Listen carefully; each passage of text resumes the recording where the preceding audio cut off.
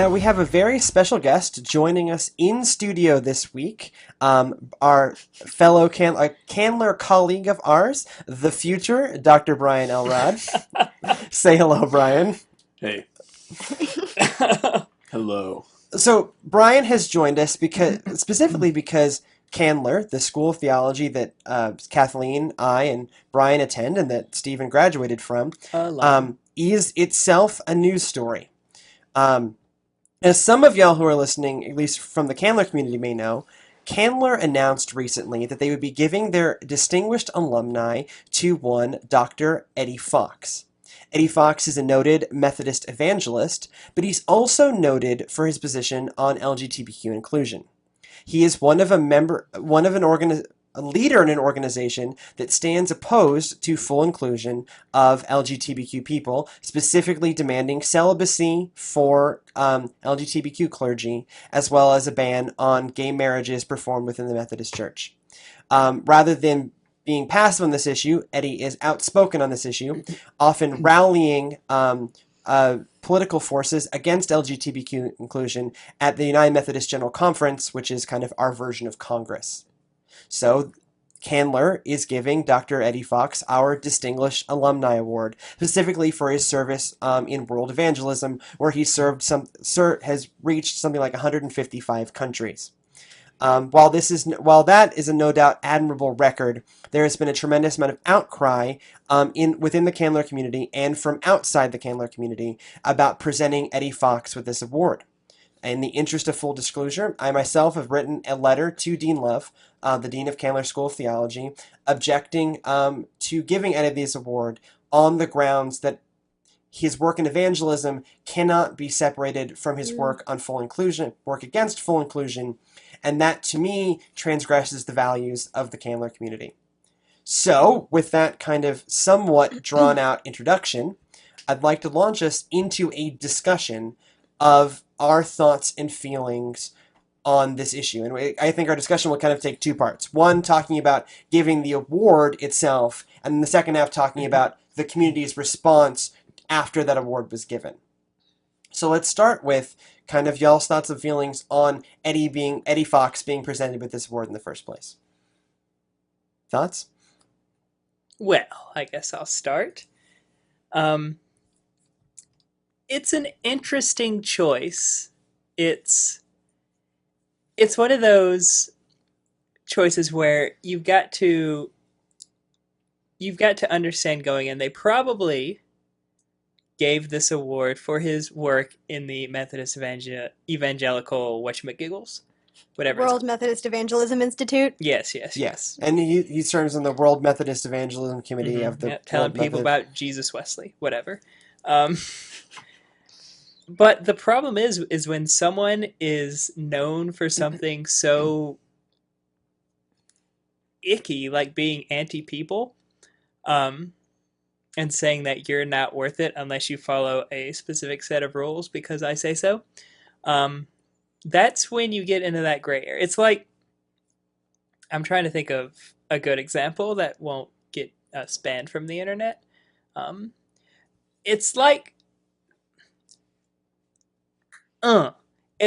when Michael Jordan played baseball. Go, okay. Michael Jordan. Okay. No. I'm going someplace. I support you on this. I fully support you going for this. Brian, go for it, Stephen. You're fired. Oh wait, none of us get paid. I'm slowly siphoning off funds. I don't know about you.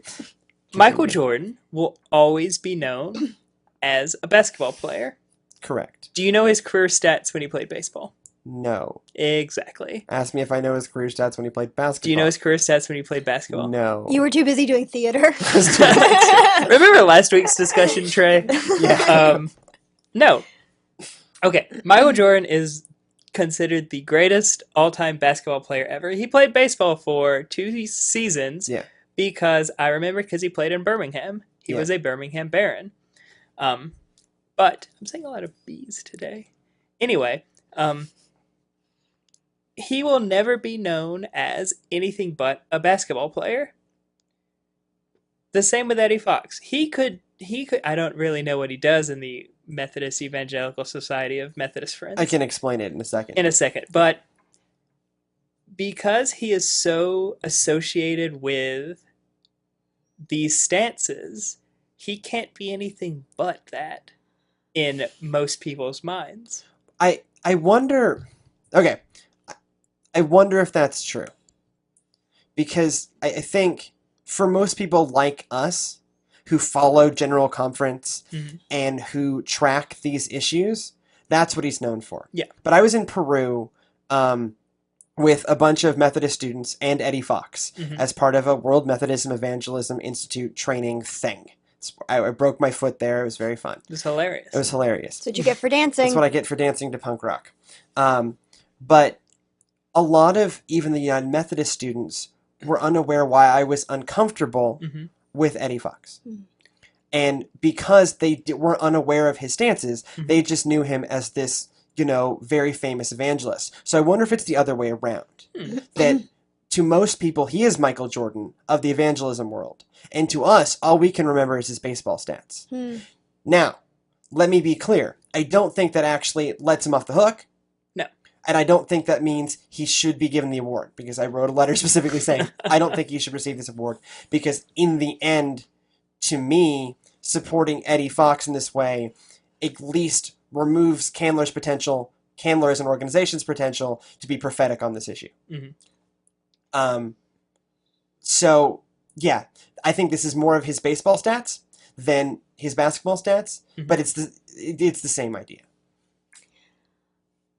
I also think that a lot of what's going on with this that hasn't necessarily been talked about, there is a lot of understandable anger and frustration around this. Interestingly enough, particularly from non-United Methodist students. And I want to affirm that stance. It's very hurtful when a school that has been a place of healing for a lot of people seems to turn around and reward what amounts to some pretty bad behavior. I think it has a lot to do with the uncomfortable place where we often find ourselves in organized religion playing the game or trying to find balance between money, power, and being prophetic. And that's a really, really hard place to be. And I feel like on this, quite frankly, that Candler has come down on the side of institutional maintenance. That by giving this award, there's donors wrapped up in it. There's things like that wrapped up in it. Sure. And so taking a prophetic stance on something like this at a time like this, I think very well could have economic consequences. And so I think that might be a source of some of the disappointment, is that here is a place where students are formed to recognize these systems of power and also think about ways that they don't have anything to do with the kingdom of God, and to feel betrayed by the institution like that. I think it's part of what's made this so hard. Brian, you've been remarkably quiet up to That's now. a first. I entreat you to enter the conversation. Sure. So I should probably start with the disclaimer that I am a straight Methodist student. Sure. And what that means is I'm sort of involved and perhaps implicated in some of the statements that might be made about Fox, if only indirectly. But it also means that there are a number of blind spots in my perspective that will probably inevitably lead to my sticking my foot in my own mouth. That is to say, I will never understand firsthand kind of a lot of the visceral responses that are very, very justified. As far as speaking to the first part of the show, I don't support the awards being extended.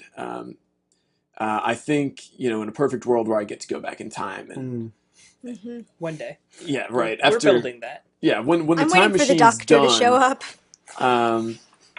I go back and all the timey-wimey stuff, and I say, no, don't extend the award. But I think at this point in the game, the award is to be extended in 2 days. Yeah, he won't be in attendance. That's right. Yeah. I think at this point in the game, there is nothing that can be done about the award itself, so it's more about what we can do moving forward. I think I'd only be kind of adding to a certain redundancy if I join and shaking my fist at Fox. I can do that on my own time. No one needs to really hear that on the internet. That's true. So sure, I don't support it for part 1, and I'll save some of my other thoughts for part 2. Sure. Also, Michael Jordan became a baseball player not just because he played in college, but because it was his father's dream dream. that he His become a father's dream. baseball There's player. a great So just, there's a great documentary about that on Netflix. Space Jam? No, Is it Yes. Space Jam? it's not Space Jam. It's one of the Remember that time they played the Monstars? it's an ESPN documentary that I watched on Netflix called Michael Jordan Rides the Bus. Yeah, I saw that. That's if you want to know more clarity on our Michael Jordan analogies, check out Michael Jordan Rides the Bus on Netflix.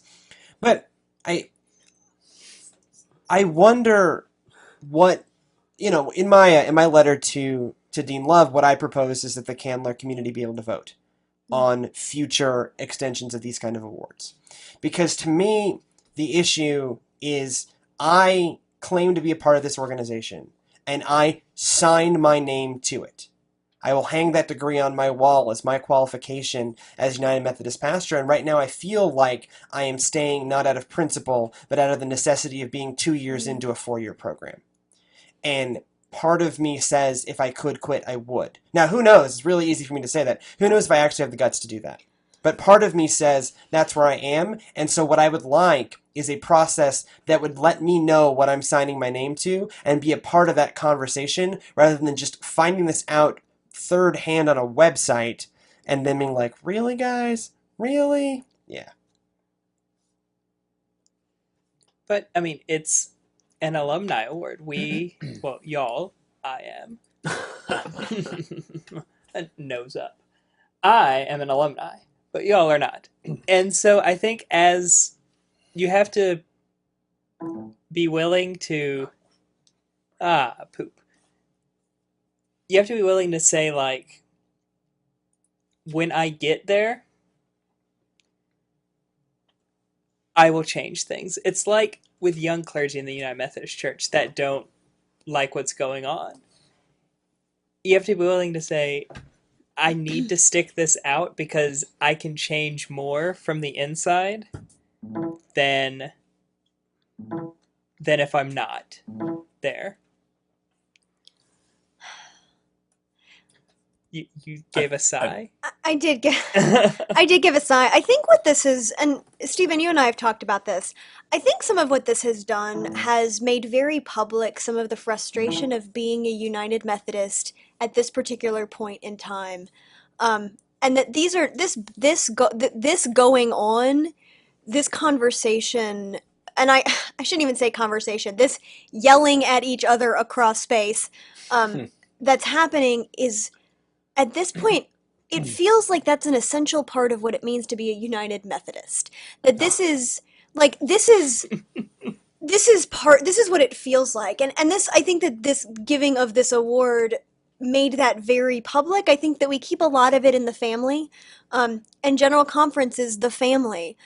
This level of frustration and anger is part of our discourse. And I'm not saying that's a good thing. I don't enjoy that part. But I wonder, it feels kind of strange to have it made public, like to have that kind of mess show up on Huffington Post. Sure. To make matters worse, the award itself, although it's extended by the Alumni Board, is actually extended on behalf of the Candler community, which of course includes Well, then that's students. a different story. I did not know that. I thought it was a Right. Candler Alumni Award.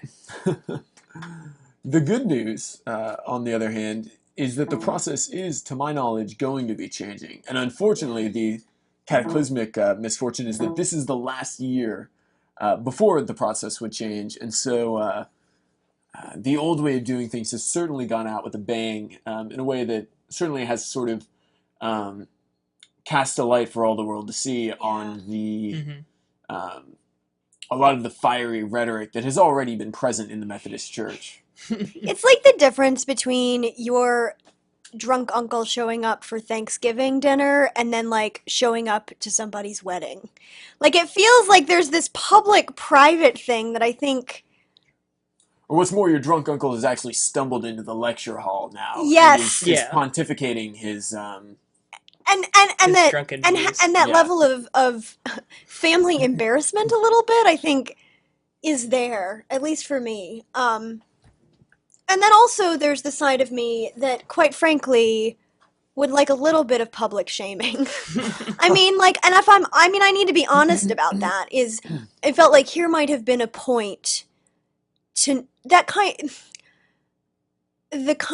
of rhetoric. I think in systems of power is often honored in a way that I feel like it shouldn't be. And this is just me being kind of vindictive, but this would have been a really fabulous moment to say, we made a mistake, and this is why we don't agree with this stance. Mhm. And I know that gets complicated, but I think there is a little part of me that feels that Candler missed an opportunity to speak truth In to the power. Methodist Church. And who are we talking about?